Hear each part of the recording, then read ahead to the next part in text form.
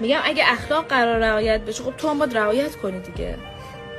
اگه احترامی قراره گذاشته بشه تو هم باید بذاری. آره، نه که صرفا چون کار خوبیه من در حق همه انجام بدم، طرف داره چش تو چش پیشم به من بی احترامی میکنه من لبخند بزنم. عدالت خدا کجا رفته؟ قدیمی ها میگفتم ولش کن، حتما تو دلش یه چیزی بود اینجوری رفتار کرد، حتما تو دلش یه چیزی بود اینجوری حرف زد. تو دل همه خیلی چیزاست.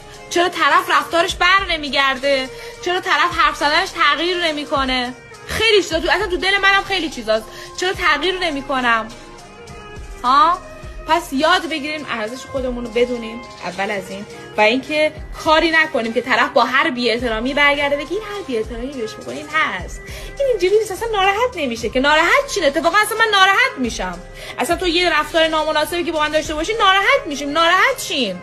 چرا دارن عادت میکنن به ناراحت نشدن ما؟ کار خیلی میگم چرا من باید مراقب رفتارم باشم و تو نباشی؟ مگه من چیم کمتر از توئه؟ پس به خودتون اجازه ندین که یه سریا شما رو بی‌ارزش کنن و ارزش خودتون رو بدونین، چون چند سال دیگه که پیر بشین بزرگتر بشین متوجه میشین که زیادی بخشیدن فقط خودتون رو آزار میده، زیادی حرف نزدن شما رو شکسته میکنه. زنایی هستن که زیاد شکستن، اونا حرفای دلشون رو نزدن، پیر شدن.